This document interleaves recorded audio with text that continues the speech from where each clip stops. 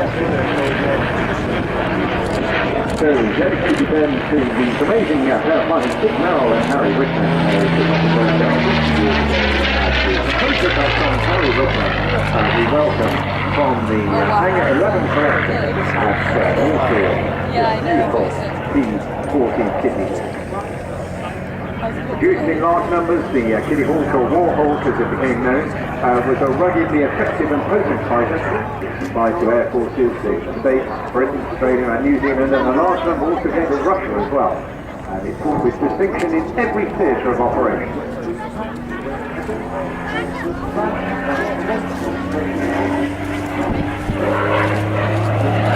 And several things to this displays really highly disputed husband, with 1,200 horsepower. Whilst it's not as powerful as the Royal Royce Berlins at the time, it was smoother and tougher engine. It's certainly some of the most rugged and difficult theatres of operation.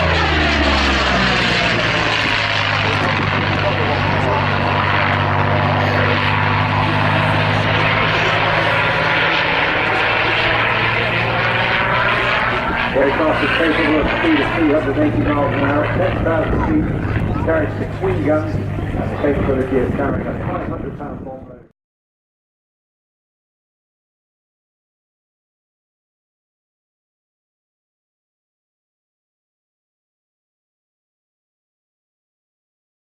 In master formation, we have blades 1 and 4 at the front of the team, leading blades 2 and 3 into the man salute.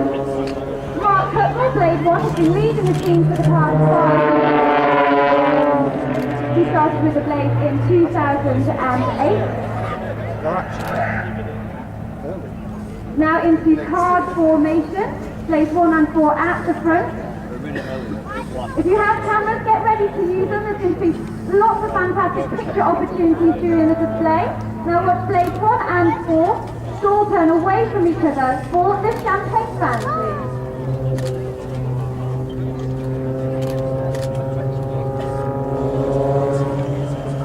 Now the team are heading directly for us at full speed.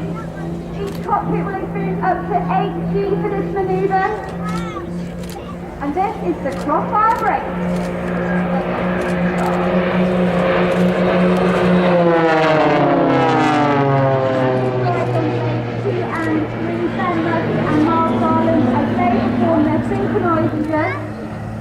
Into line abreast formation. This is another high G manoeuvre. I believe we're the only forces in the country to perform this one.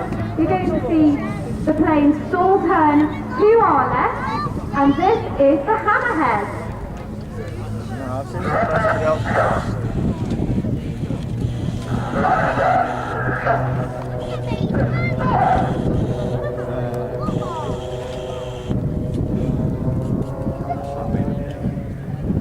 And into line of stern formation. This next manoeuvre is dedicated to the Battle of Britain, and this is the Spitfire roll.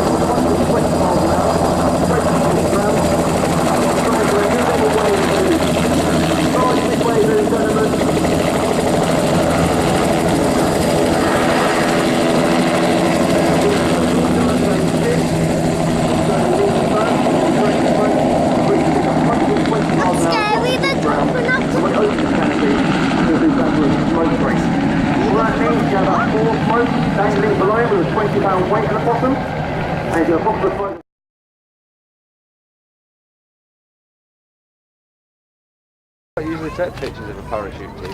Right, so guys, at the moment it's probably going 20 miles an hour, coming towards the ground, just on the flag. When he comes to the lab, please give him a big round of applause. He comes in, it's a very hard job, but he's very skilled at what he does. Big round of applause, ladies and gentlemen, he comes into the lab. Very good. Now if you look up, you see the guys, the wings are spread and split into the side by side. These canopies now will side by side attached by a little probe. The guys now just pop in smoke, get it set up in the right place. This is one of the hardest tricks to do, guys, in canopy formation. We've practiced this all year round, and we've got very good. Oh, he was flagging when he jumped there. So the guy now, Frank Miller, is making sure the guys are in the right place just before they do the downplane.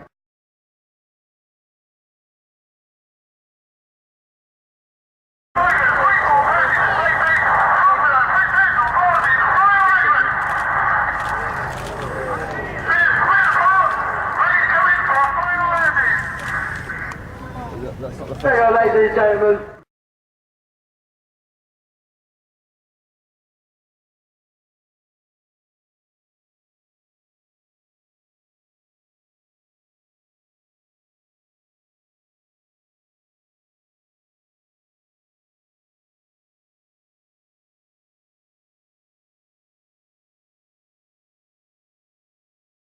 Was conceived initially by hunting Percival jet-powered aircraft, and the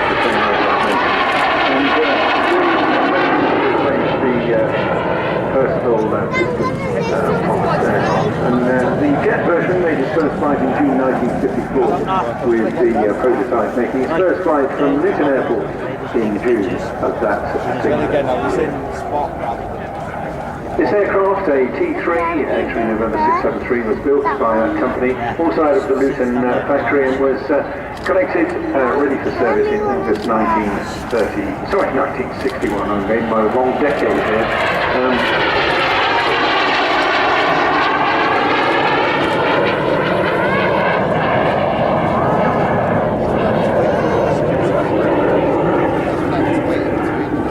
A big wing over on the right hand side.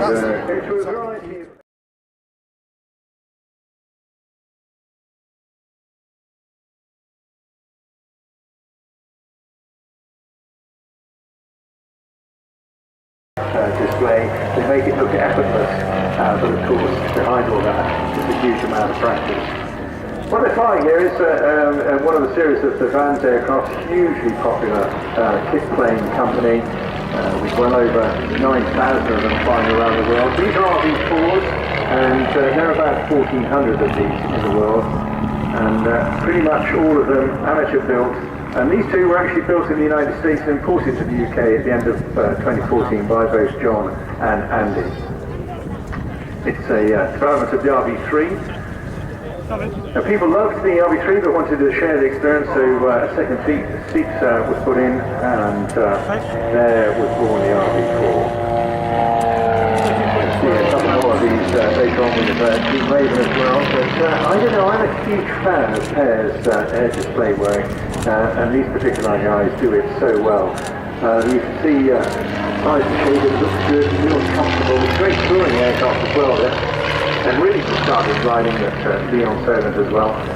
But it came through the University Air Squadron route, joined the Royal Navy in 2005, and then trained on fast jets, culminating in flying the Hawk and the Harrier shortly before its disbandment in 2010. The Harrier, of course, a hugely demanding aircraft and requiring the most talented pilots of our generation to fly it as well.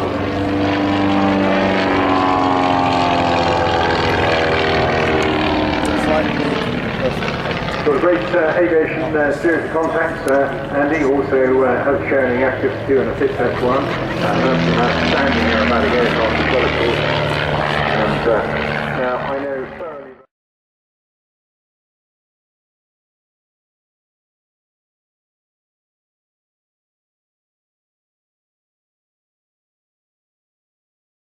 He calls the pilots into short diamonds. Now reaching 6,000 feet above us, you see the jets collapse. You'll run 6 feet apart, slowing down to about 150 miles an hour now. And you can see they have formed our trademark Diamond 9 shape. Coming down the hill now, they start accelerating as the smoke goes off, and at the front there is Red 1 Squadron Leader David Montenegro. He's in his second year as the team leader. He is a former Hawk flying instructor and Tornado S3 air defense pilot. He first joined the team in 2009, leaving initially in 2011, having led the Synchro pair. He then moved on to be an instructor, teaching on the Tucano aircraft, teaching basic fast jet training. Looking over towards Blackwall now, and high up to the right you'll see the smokers on as the 3 aircraft on each wing drop to the middle of the formation to form the shape of the spaceship with a very set cadence in their voices. The idea is the pilots continue counting in their heads using that cadence. On the count of 4, they extend their air brakes. On the count of 6, they retract their air brakes, which means they drop back at the right rate to form this shape, which depicts the delta wing platform of the Royal Air Force's multi-role combat aircraft with some red and white smoke in from the left. This is Typhoon! Why did you do that?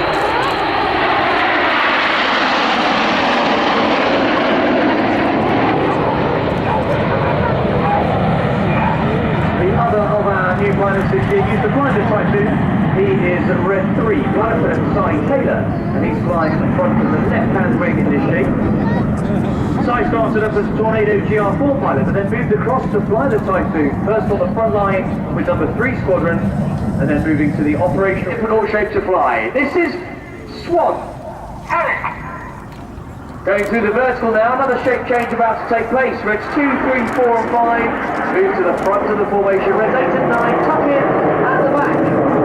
As they slow down again to about 150 miles an hour, 6,000 feet, you can see they have formed the shape of feathered arrow. Now they start accelerating down the other side of the loop. The G's building up, the speed's building up.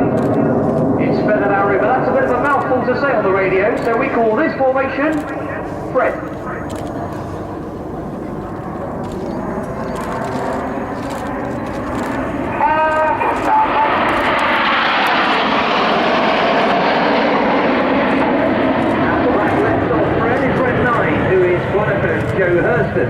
Joe is in his 3rd and final year as a Red Arrows pilot.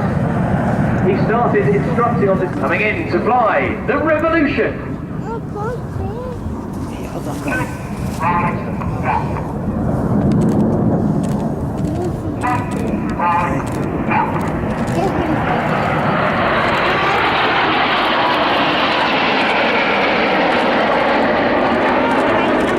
of the pilots there in the Revolution flying aerial roll.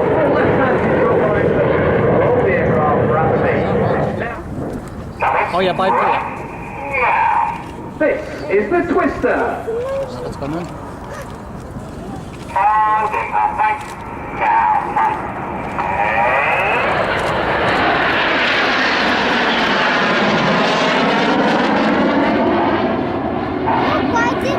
Getting very dizzy with the red smoke on is Red 4. He's Flight Lieutenant Mike Bowden, and he is a 2nd-year pilot with the Red Arrows.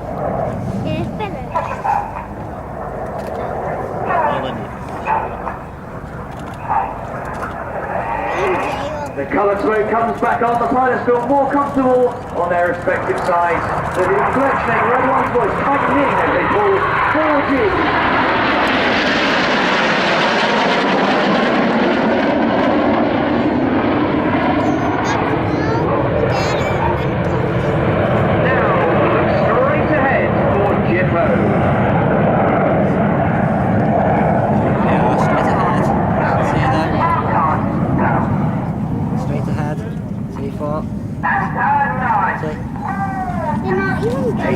Pitch up to roll around 6 and 7. They then roll. Get your cameras ready for the Jippo break. Watch.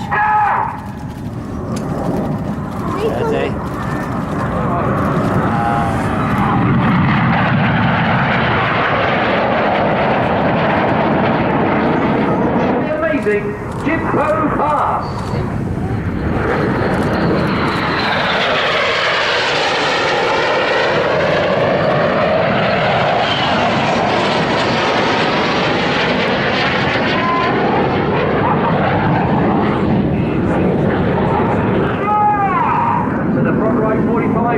Shape called Leader's Benefit. They're about to draw a red-white white and blue snake-like shape of smoke in the sky as they fly the Typhoon.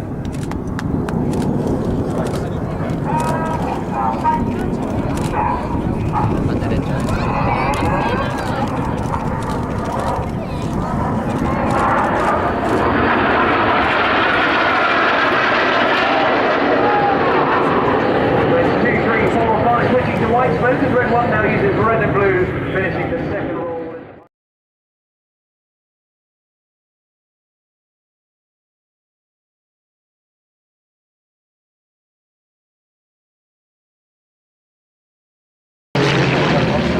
Completing that Delta loop there, they'll get into another series of six-ship manoeuvres and really outstanding aircraft. It really is a kind of magic.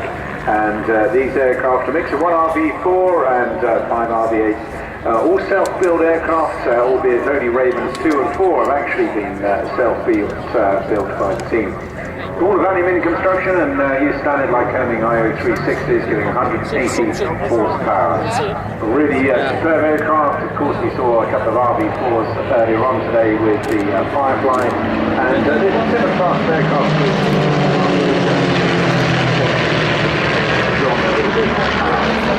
Performance really good, going climb rates and a really useful physical flying.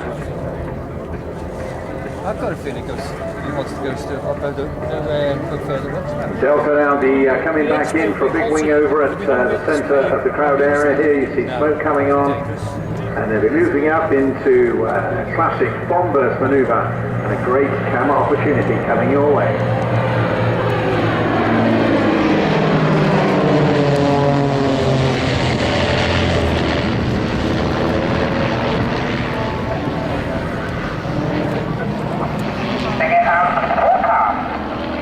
There you see the leader calling all the shots there, pulling up and stand by for the burst.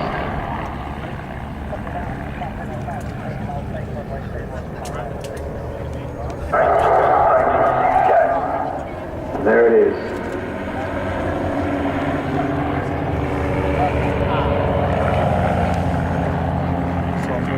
Delta formation forming in for the fan break. While they're positioning for that, mention of Raven 6, that's Mark 7. He flew operationally on the Nimrod MR2 and then converted to fly the Tornado GR1. Was also an instructor on JP's and is currently a training captain for a leading UK airline flying the Airbus 330, 321, having been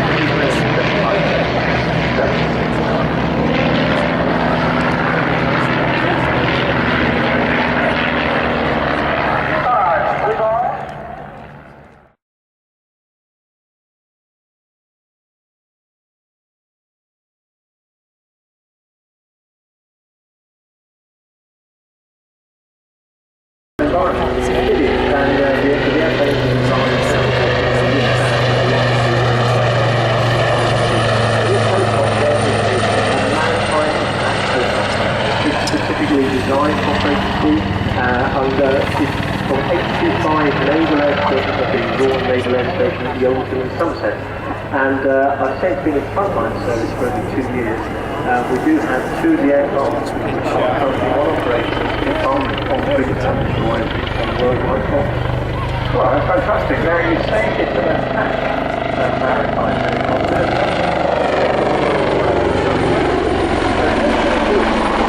So its primary role is anti-surf warfare. But it does have a number of other roles, anti-submarine warfare.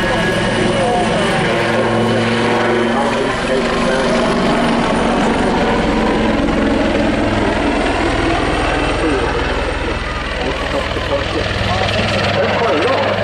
So I'm guessing that the training goes on. Yes, it's telling the Aberdeen pilot flying on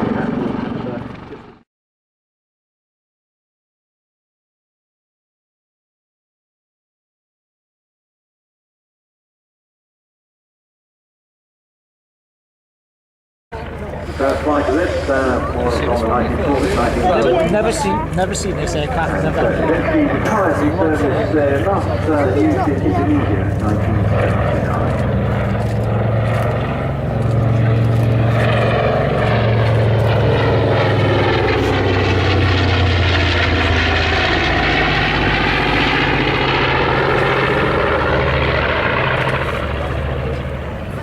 aircraft you see here today also had an American factory, the B-25J-20, was built in 1944 in Kansas City. It was crashed en route to various recovery fields in eastern China. And that was a result of the task force itself being spotted by a Japanese vessel forming the bombers, forcing them to take off 170 miles early and thus run out of fuel and had difficult conditions to find it.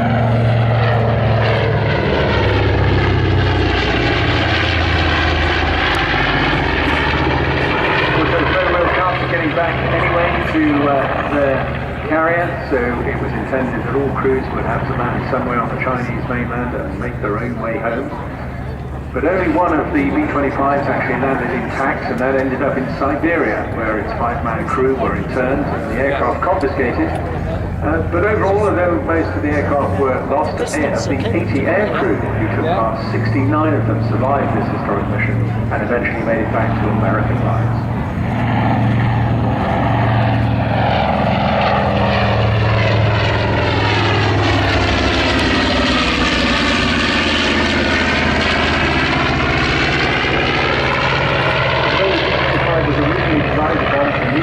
In level flight. It was used frequently in the southwestern Pacific area on treetop level strafing and power frags. That's the use of parachute retarded fragmentation bombs.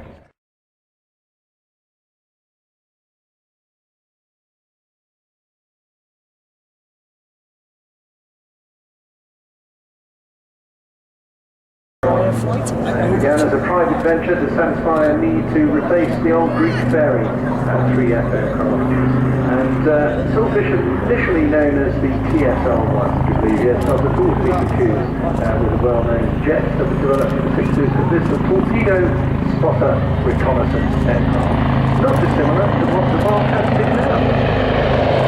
Yes, and those two engines, happily look at the really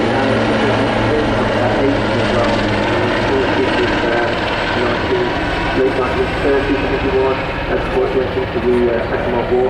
And the two Wildcat helicopters seen now are very, very new, of which one of them was only rolled out a few months ago. And it's now working training these pilots and observers in active services. Yeah, we're talking about 80 years. The aircraft first flew in 1934 and was taken into Royal Navy service. It's also very challenging. Okay, well, you see the formation has split apart now, and the opportunity is for all of us now to enjoy the wonderful string bag, as it became known, because this night a shopping bag that is it could accommodate practically anything. A 1,600-pound torpedo or a variety of depth-charging bombs, mines, rockets and flares.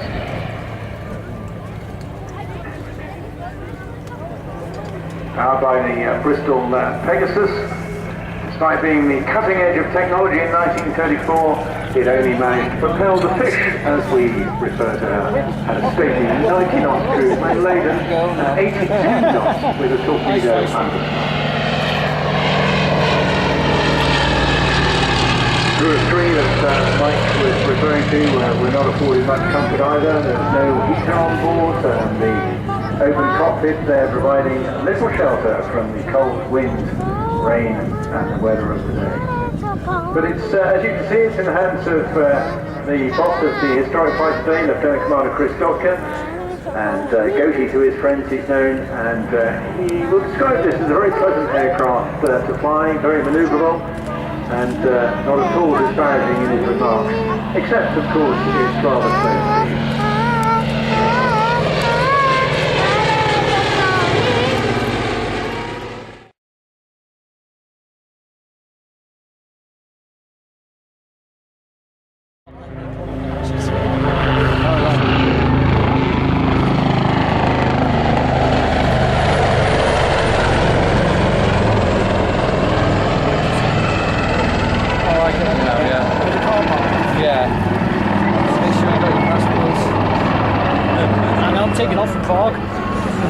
And the aircraft just complete going up to a 360 degree and turning back in towards you.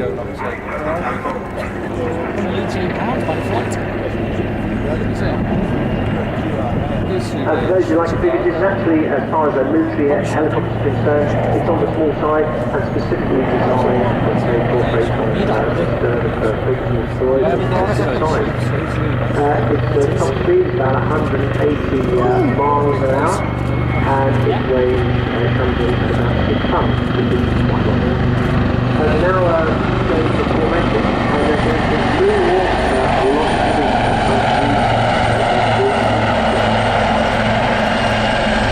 lot about being in formation and the deck lock earlier. We talked about where it holds the aircraft to the deck of the ship, and the deck lock is what the number 2 uses formation of the number 1. You can see the deck lock lines up on the wheel.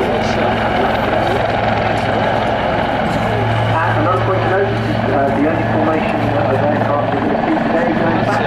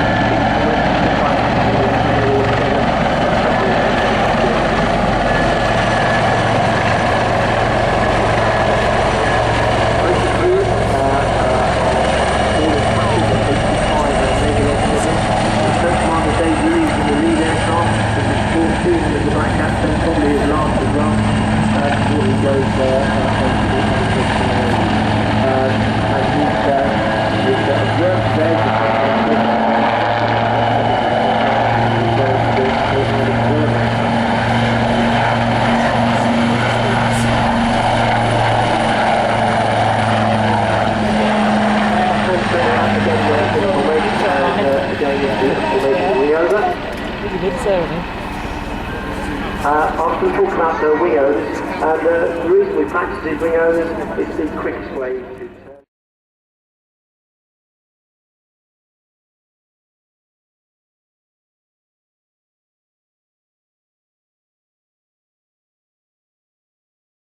Codenamed OHAM, the aircraft, that was the code word for the 15th Air Force based in Italy.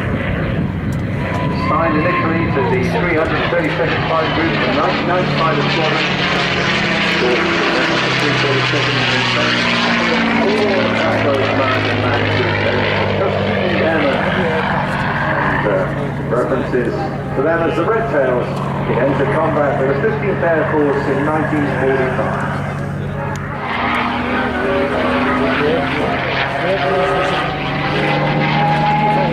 Hear that terrific distinctive whistle there of the wind brushing over the gun ports, just like blowing over. And during that time, the Mustang was named Jumping Jack, and adopted that name in commemoration of Lieutenant Jack Young of the 3rd Fighter Squadron, honored with the unit and at all times operated.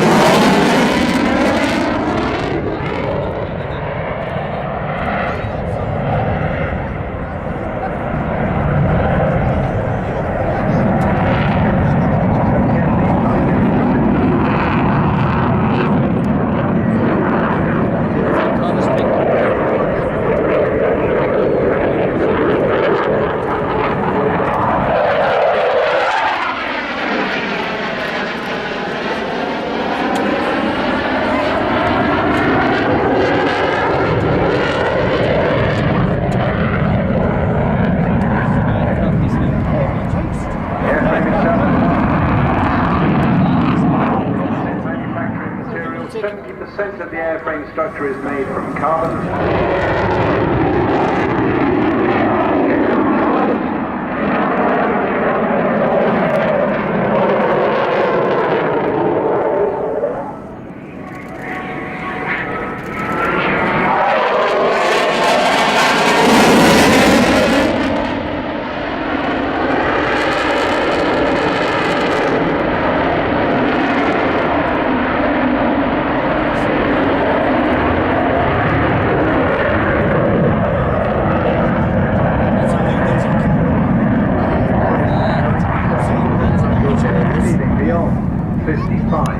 switched on the files. Oh, yeah.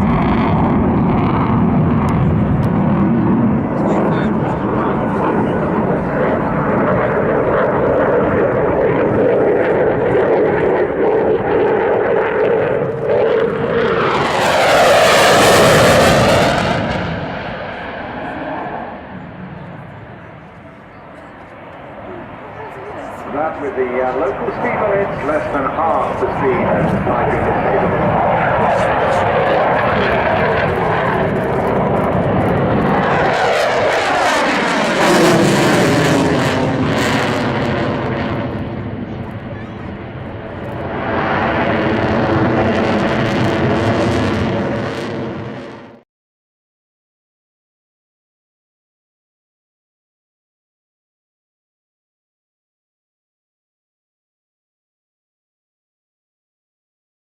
the most famous and successful Royal Air Force heavy bomber of World War II. It is a legend that lives on today, and the contribution made by the aircraft and its crews to the freedom of our nation will hopefully never be forgotten.